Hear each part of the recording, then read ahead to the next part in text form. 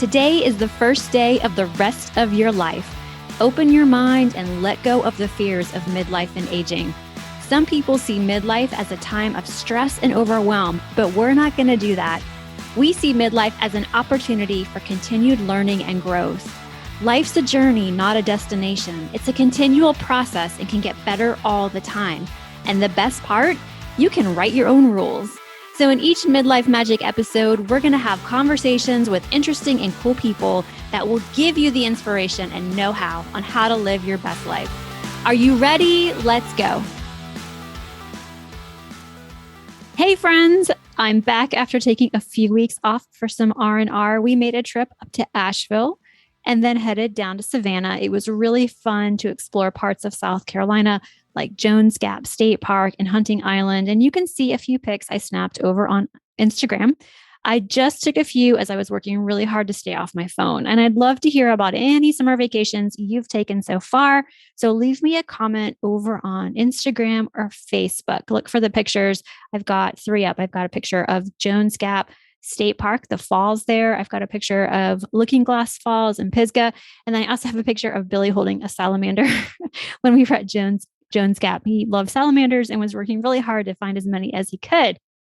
I also wanted to share that I'm so appreciative of all the kind words and messages you've sent me on starting this new podcast. You guys loved the episode with Lauren Truslow, and my hope and plan is to continue to bring you more interviews with entrepreneurs who show up unapologetically and make a difference in the lives of others. And this week's guest is definitely someone who does just that.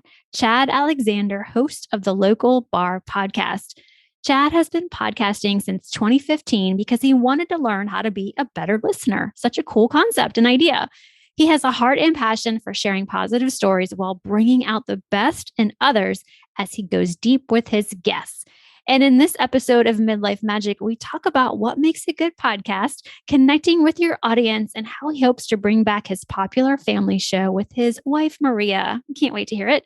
We also dish a little bit on the local mass media here in Columbia, and we talk about who we would add to the Columbia Free Times 30 people who shape Columbia's culture. Chad is also a guitarist with the very popular local band Duncan Sims and the Accused. You can hear all about his music. Go check him out on all of the social media links that you'll find in the show notes. And we really hope you enjoy this episode.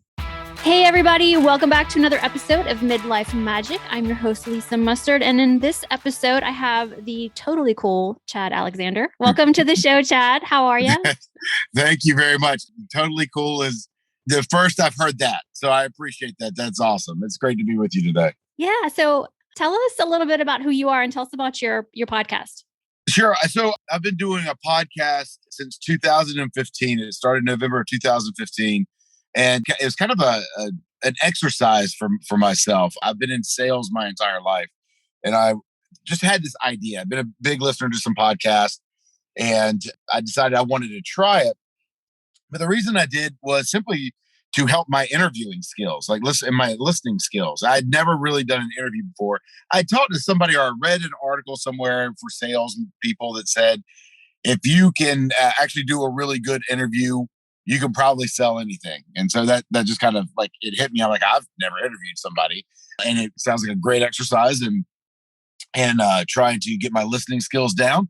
So I, honest to God, created that show with the idea that I would do 20 episodes, and I was only going to do it for like a few months, but it just kind of caught on, and I enjoyed doing it. I found something very therapeutic about it for myself. But really what I loved was the opportunity to take people that I knew and really just kind of reach out and share some kind of like nice, positive stories with the world through these folks. So I think we're coming up on 150 episodes. So I absolutely didn't mean for it to go this long, but it has, and it's been nice. And I've really enjoyed doing it over the past few years. Yeah. And I really enjoy your show. I love that it's just a combination of all kinds of people, and you're just going after what you enjoy learning about and talking to people, and you just have them on your show. And I just think I love your concept. I know you probably don't feel like you have a concept, but to me, it's a concept because I kind of overthink this way too much.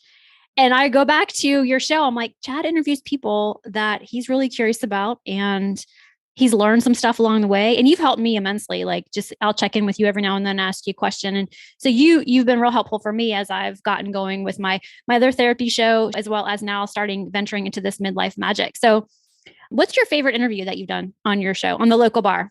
Oh my gosh. Oddly enough, no one's ever asked me that question. I kind of go back. One of my favorite ones that probably meant the most to me.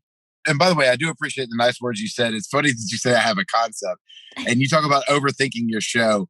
I probably chronically underthink mine. Like I should probably do more planning or editing. That's something. But I appreciate that. It was though, and there was a design to that though. Mm-hmm. Calling it the local bar, I really wanted it to be as if I was sitting at a bar having a conversation with someone, warts and all. Not everything has to be perfectly on topic. Things can switch and move as the way a regular conversation between two humans normally does. But going back to answering your question, probably the episode that really took it to a different level, especially as far as downloads is concerned, is I did an episode with two young ladies who found themselves both widowed right at the age of 30. Both of their husbands sadly passed in just strange accidents. One of them at the very end of running a marathon. It was very sad what happened. And they both had found themselves or found each other in the church. As a church that I went to at the time. And it was really interesting having them both on at the same time. They were very bold in the way that they talked. They were very open. One of them has since remarried, and it's been great to kind of watch her family kind of grow. They were very blunt with how it was from their perspective and how people talked to them. And it was the show ended up being very different than what it was one of the funniest shows that I've ever been a part of. It's still at the same time, it's very sad. But there was something really meaningful about that. There was another show that followed up to that, though, where I'm trying to think exactly how she's related. One of their sisters or one of their sisters-in-law. I can't remember. Had a show with me not long after that. We were going to talk about something completely different, but we ended up bringing that back into. The reason I bring that one up is it really was a very interesting conversation. And even though I knew something about them and wanted to get their messaging out, they still were just absolutely blew me away with a couple of points that I never even thought about before.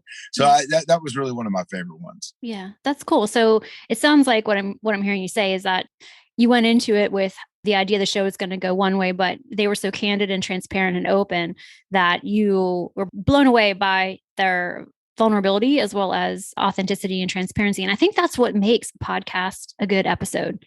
I really do. Yeah. I think so. I'd be lying if I didn't say I didn't have some kind of preconceived notion, some kind of presumptive idea when I go into every episode. You got to be prepared, right? That's part of it. But really, when you have a show that really is about interviewing somebody, unless there is a specific topic or something you want to get from them, you kind of have to be open to that. You have to be open to letting it go where the interest is. I have a theory that a friend of mine actually came up with over 2 decades ago, that if you ask someone what the most, tell me your 5 most interesting facts about yourself, that number 1 and number 2 usually aren't it. I don't know what it is, but whatever we think the most interesting thing about us to the masses is usually not that. Somewhere around 3 or 4, and there's usually some vulnerability that has to do with that. Yeah. You have to create a spot for people to feel open to be able to do that. And I think really listening and really talking to people and building the conversation off in a very organic way is where you get to the better stories. Yeah, I totally agree. So what do you think makes a really good podcast episode? Is it that? God, I don't know. I'm really intrigued by the ones that surprised me. A very overproduced, there's a lot of money behind it, great story podcast is neat. I enjoy them. I am more into the ones like ours, the ones where people maybe have another 9 to 5 and they use it to possibly promote something that they want to do or just to have a platform. There's something about those that lend a little bit more, I don't want to say authenticity, but it feels more like something that it feels more like you're talking to a friend. Yeah. I think there is some kind of intimacy with your audience that certain people just have and other ones don't. Mhm. And it can be from the type of show or the way the show's set up. I've heard someone on one show and I thought, okay, they're pretty good, but they don't really speak to me. And then I've heard them on another and they completely blew me away. Mhm. So I do think a lot of it has to do with how someone is speaking to the listeners. It feels better when someone is speaking as if they know you. Right. I don't know if that, I don't know if I'm really coming across. I've never really thought about that before. So I don't mean to sound like a madman, but I mean, it really does when you feel like you're actually talking to someone, Yeah. or you can tell when the speaker is actually feeling like they're talking to someone. There's a difference in something that can feel more canned than Yeah. something that can feel more authentic.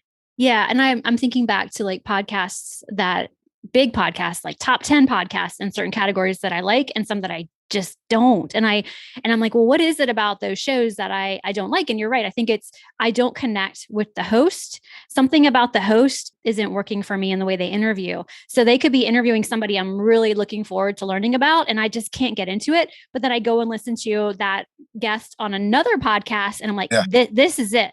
So I do find that really interesting. Yeah, that's pretty cool. If you think about it, it probably comes down to like the host a good bit and Yeah. who they connect with. And, we're not going to be everybody's cup of tea.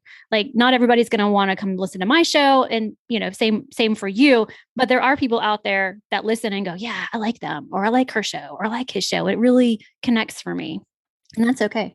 Also, another thing that maybe people don't understand. First of all, you do a show where you interview other people. That is about, it is one of the most infuriating things you can ever do. This is one of the things I've learned, because no one's schedule matches yours and no one cares if they absolutely bail on you on the last second. I've been doing this now since 2015. Yeah. I should have a lot more than 150 episodes, but there's times it just doesn't work out. Right. I think the thing with it though, if there's something I wish people could understand about people that have a show like ours or any other podcast where there's somebody else involved, when you're listening to like an NPR produced podcast, it's not just top notch equipment and editing equipment and microphones. That's not all that they have. Yeah. The other thing that they have is a god awful number of interviews. They are throwing interviews away. They've got so much content. They are clipping and finding whatever. When you do a show like this, you can't really afford to do it. You and I have a certain time window that we have to fill. Mhm. We want to find something good and interesting to talk about. We hope we can find that. And then what we do is we take that and then we run with it. And in order for that to work, the content has to be good. So I think in that case, there has to be a connection with the person that's the host and the person that's the guest, or a certain number of guests. If that connection is not there, then it just doesn't fly. So in some cases, while the hours of work may be different between yours and a majorly produced podcast, the work, I believe, is harder. Also, you also don't have a screener to go out and find these interviews for you. So it's a much different thing. And so I think there's a bunch of reasons why podcasts may feel different. And I don't think sometimes people realize that the actual structure of them is one of the big reasons why.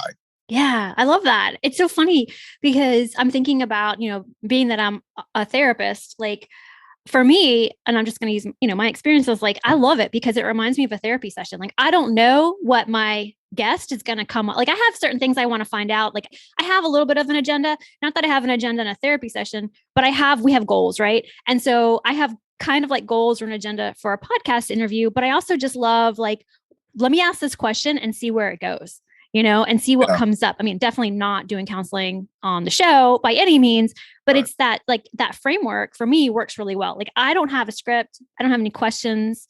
I just knew, man, I really want to talk to Chad. I have some ideas of what I want to ask him. And I know you're also a podcast host. So you kind of like, it's awesome talking to other podcast hosts. It's really a different experience than someone who's just looking to be a guest, That's one of the things I'll tell you, when I started out in podcasting, that was one of the things that I think I probably still haven't gotten used to as a problem for people.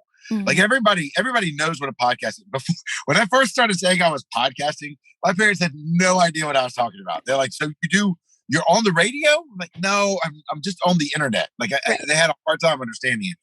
Everybody knows what a podcast is now. But one of the things that I find to be really interesting is that so many people still feel very nervous or uncomfortable. When you talk to other podcasters, they're just used to it. It took us 30 seconds before we started talking here, when you started recording, just to make sure the volume levels are fine. We both know what to look for and listen for.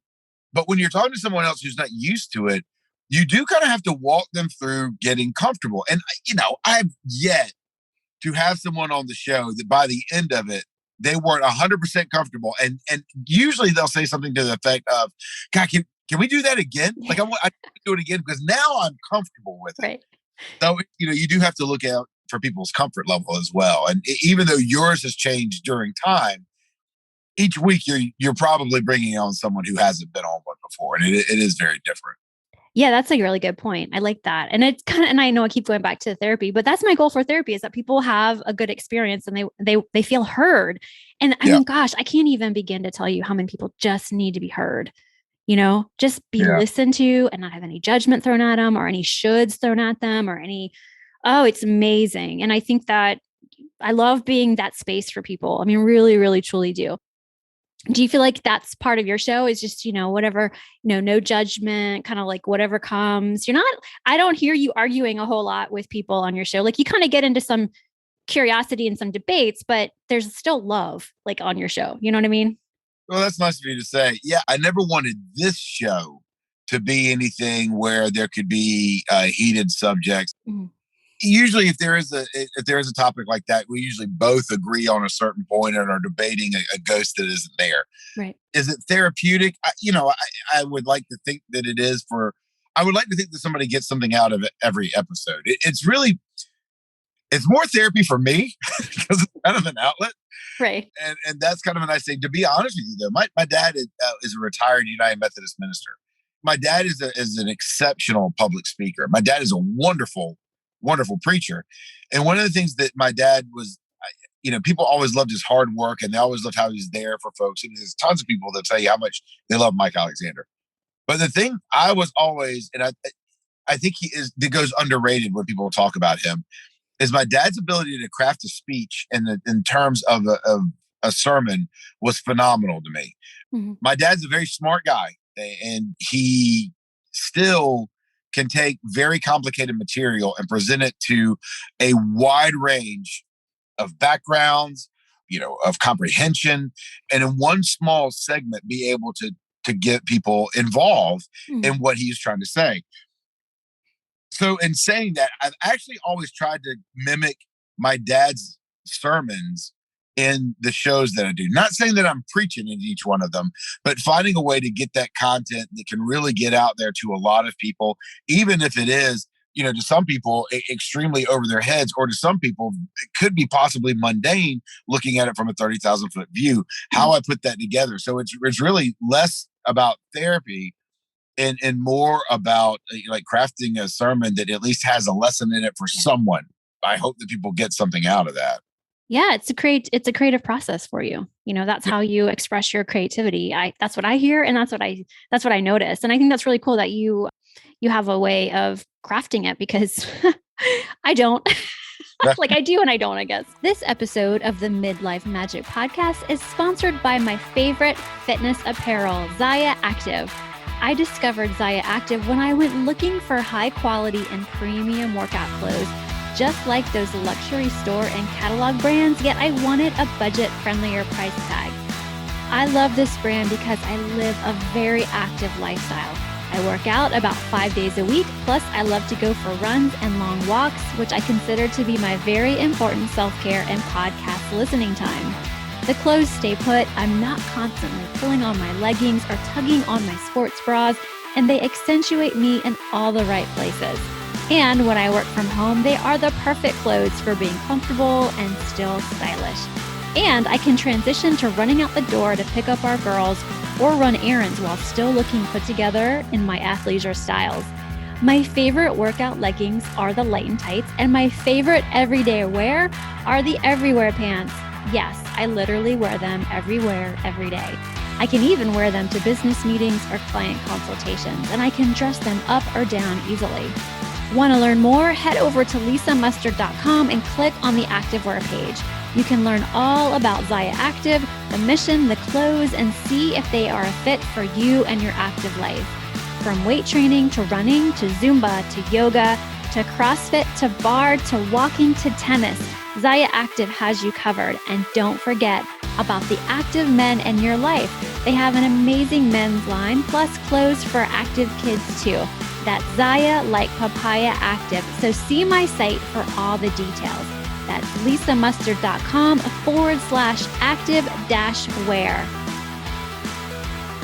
Yeah, I think this is such a great conversation because a lot of people don't know, they have the experience of listening to their favorite podcast, especially I hear a lot of people like crime, true crime. Yeah. And that's a very produced, scripted type of show where interviews, conversations, it can go in any direction. I think that's really cool. I love it. I love all different types of podcasts. Mm-hmm. I don't hear as many music podcasts as I used to. I think it's probably because some of the gold standards like Coverville and things like that have just been set for over a decade. Mm-hmm. And so people can know they can still go back to those. I'll get into, we've got a friend that's, just completely into anything murder related. I sometimes worry about her voice. I listen to a bunch of those and I really like it. There does seem to be trends in podcasting like we see in television. And I mean, God, there'll probably be more zombie podcasts one day. We seem to kind of go in those waves. I do like that. I do try to search outside of that though, because I'm always looking for something else that's not just being spoon-fed to me. Because a long time ago, that's really what podcasts were. You could go in looking for some niche that you had, and you could find it and maybe one or two shows about it. Now it seems if you just look on like the iTunes main page, and not saying anything against the top 100 podcasts, they're out there for a reason. And they're that way for a reason. But what I really like about podcasts is you can really go and search and find things that are maybe on the outreaches that you would have never found. And that's one of the other reasons why I wanted to do the local bar. I've got people that have been on my show that are pretty big time podcasters. I mean, Brian Brushwood and Justin Robert Young are not small dudes. I mean, having them on the show was phenomenal. The way I got them on the show was even more ridiculous. Having a guy like Chad Prather on, having a guy like Zuby on. I mean, having Scott Johnson, who, honest to God, is probably one of the godfathers of podcasting, but you don't just find them by going to Apple's page. And so I think that's one of the other things I really wanted to do with the show was say, maybe there's a podcast out there by these guys that maybe you want to hear. Maybe this lady over here that's doing something is something you've never even thought about. And so maybe that will send you down a rabbit hole, because let's face it, that's been the most interesting thing I believe about the internet over the past 20 years is the amount of space and depth to each rabbit hole that's out there for something that you may be interested in and could find a brand new hobby, possibly even career out of. And so one of the things I've never wanted to do with the show, I've gone through periods where I wanted to promote like local music, or I've wanted to promote, I've gone through trying to promote podcasters and things like that. But I really try to keep the show from going too far one way, because I really want it to be kind of a subway station for a lot of different tracks. Yeah, that's cool. That's cool. So where is the future of the local bar? Like what's... Oh God. I people have asked me about that. I will tell you this. I am this close to getting my wife to agree to bringing back Welding a Family. Welding a Family was a show we had a couple of years ago that really was, it did have like what was originally going to be a shelf life of us getting engaged, blending our two families together through us getting married, and then a little bit after that. We stopped it for a whole host of reasons. But that show had such a rabid following to it. And it really is because I laughed about this not long ago in the local bar. And I sound so hoity saying this, but I really mean it. Most family shows are terrible. I mean, most husband and wife produced shows are absolute just crap shows. I love them with all my heart. We're friends with some of the people. We've kind of communicated through the internet, but they're just not good. I really believe in how good ours was, and it's more to do with Maria than it does me. I think there's a chance of that coming back, because I think there's a lot of content now for us, not only with the whole understanding of where we are structurally in building our family together, but also the challenges that constantly keep coming, and the fact that we don't agree with a lot of stuff. So it's great to have, I think for people to hear the two sides of a lot of the different arguments. I think the local bar will stay what it is, because I've thought about changing it from time to time, but it's really not about me. I mean, the local bar is really about, you coming on and talking about what you want to do and where you are. And people within our community or our state or even around the world can listen. I had a guy that was on the show not long ago. He lives in Manhattan. He is the modern day version of the Will Smith movie Hitch, who came on the show. And it's great. I love having someone who wants to promote his stuff all throughout the United States. I also love promoting just stuff going on in Colombia to the rest of the world. But that's not so much me as much as my egomaniacal narcissism loves. It's not the Chad Alexander show. It really is about a lot of people getting out there. So I don't think the local bar is going to change. I think I'm going to keep it until the day that I'm done with it or nobody wants to be on the show anymore or whatever. And it'll just stay what it is because it does feel very comfortable. My desire of changing it to monetizing it more is something that I quite frankly do not wish to do. We've had big sponsors for the show before. They have even talked about extending contracts if we would change some things. I mean, I'm not going to get loaded and run off to some island off the money they were going to propose, but I just don't want to lose what it is there.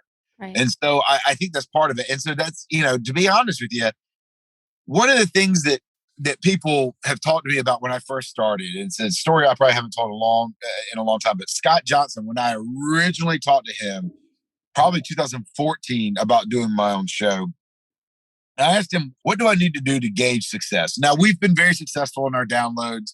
I'm very happy with the size audience we have. I never thought it'd be that big. If it gets any bigger, that would be a great blessing. But I'm just glad that we're reaching some people. But Scott told me one day, he's like, picture this.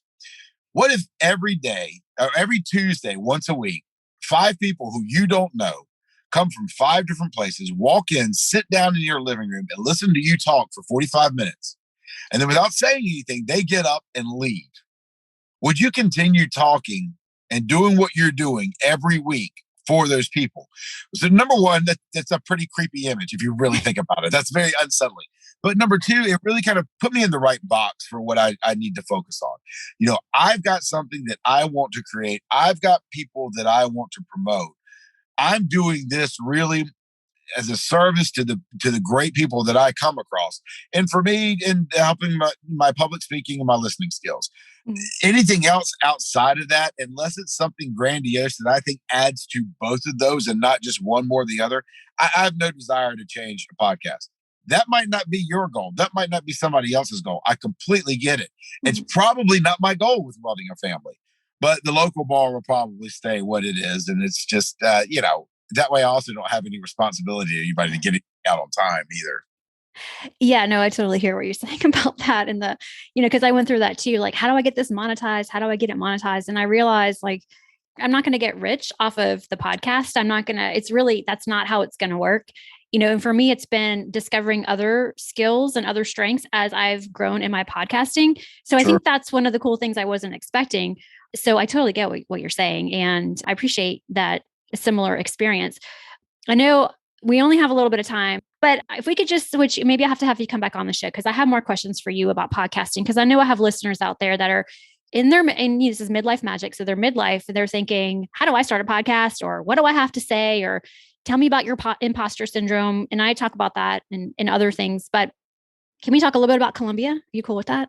Yeah, sure. Okay. Did you see the local, I'll just call it the local newspaper that came out with the most cultural, influential people in Colombia? Did you see that? Yeah, I saw. I skimmed over that. Yeah, I did. Yeah. Yeah. And I'm just going to be a little controversial here. I got a little ticked when they missed some of people that I really thought should be on there. And I'm not talking about me or you, that's not it. But did you kind of think of other people that you thought should be on there? To be honest with you, I went through and I looked for people that I had the same interest with. Like I looked for musicians. Mm-hmm. So seeing like Fat Rat on there, there was something like that I looked for. I did look for podcasters or anything like that. They're never going to give us any love. The free times is never going to give us love. They're just not going to. And if That's cool. It's going to be to someone who just started up yesterday. But no, I didn't. I'm just curious. What did you see? I was so bummed. Like Clark Ellefson wasn't on there. Yeah. Clark, from Art Bar and being an artist and huge influence to me in the city. I don't know. I was bummed about that. I was bummed that Richard Burtz wasn't on there, 701 Yeah. creator, and just like the 5 Points area, like, and those were the two that I was like, hey guys, you missed some really important people. And I was kind of like a little bit, I got a little bug under my baseball cap. I'm gonna make some people mad by saying this. I don't mind opening up a little bit about this kind of stuff, and I'll pull the gloves off from time to time. You've got to remember the way the media works, and that's still mass media. And mass media still, it does not matter. They still believe print is a thing. They still think paper is going to be around for forever, no matter how much money they lose. And they still have the same business model. Look, Clark should have absolutely been in there. There's a lot of people that probably been there. Yeah. There were some people that were in there that deserved to be there. Mm-hmm. For example, it's not like the Middleton family didn't deserve to be in there for a lot of the stuff that they did. There's a lot of stuff that they do that wasn't even mentioned in that. Right, for sure. But they're so high up is they are helping revamp Main Street right now. And there's a lot of money going into a lot of their businesses and a lot of that stuff around there. And so in order to keep up with the Joneses and for people to support this stuff, the paper is going to play nice with people. It's going to want to play nice. There's somebody that's on that list that I'm pretty sure is going to run for mayor. After our mayor steps down. I think that has something to do with all of it. So I get where you're coming from. I give very little credence to that. I don't really pay attention to the old school mass media anymore. It's not a world that I find that I even connect with. I believe it's kind of, and I know I've got friends that work for it and they're going to hate me for saying this, but I do mean it. I think they create a world that's not really there. I think when you start getting into the community, like with your show, with the stuff that goes on through actual people, I mean, even through like some of the neighborhood Facebook pages and stuff like that, that's where you're going to find the real answer to that stuff. That is all just advertisement, is really what it is. Yeah. And I can say it because they're never going to put me on their freaking list. So I'm not saying it because I've got an axe to grind with them. I'm just being honest. As a guy that's worked in politics, that's worked in media, that's done public relations, you got to remember they still run the same playbook. It's never going to be any different. Yeah, no, I hear you. I totally agree with you. The mainstream media, I don't even know. We don't have cable. We rarely watch the news. I don't read anything. I haven't picked up a Free Times in years. I hadn't picked one up in years.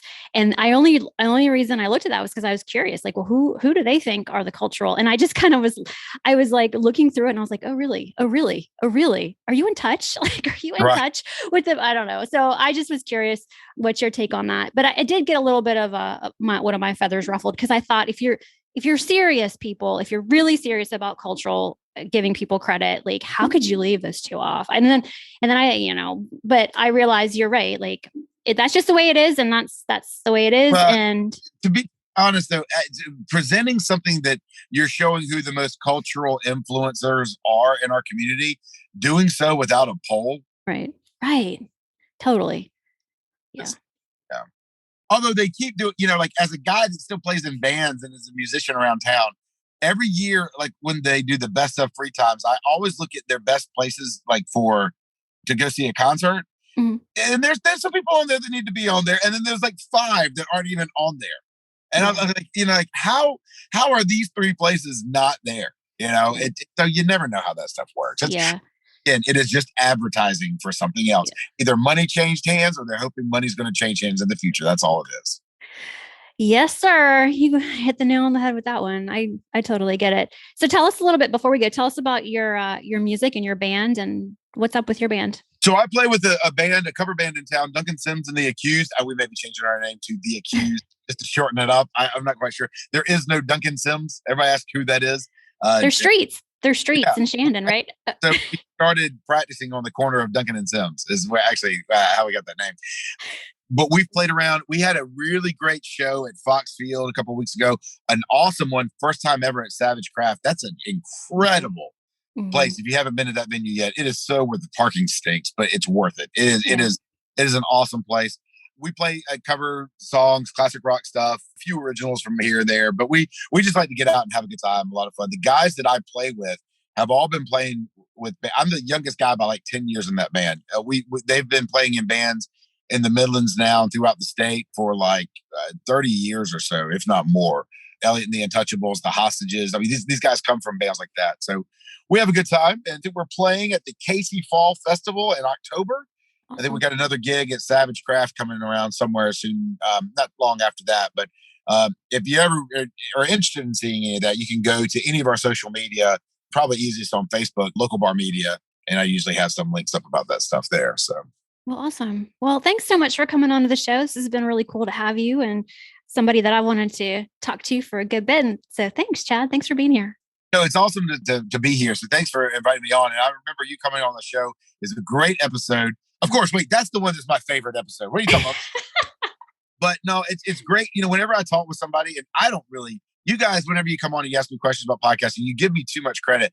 I love watching you guys find your niches, really branch out there, watch your following grow. Your show just gets better every month. I mean, from month to month, I can see a difference in your shows. And I think you're doing one heck of a job. So I love being on here. And anytime you need something from me, let me know. I really think you do great work. Thanks, Chad. Thank you so much. Well, you guys be sure to follow Chad. We'll put all his social media links in the show notes, and be sure to connect with him. If you are looking for an amazing podcast guest, then reach out to Chad, and for sure listen to the Local Bar podcast. And we will put all of the links to find his show in the show notes section. Thanks again, Chad. All right. Thank you. We'll talk to you soon. Well, that's this week's episode of the Midlife Magic Podcast. Don't forget to join us next time for another episode. Thank you for listening.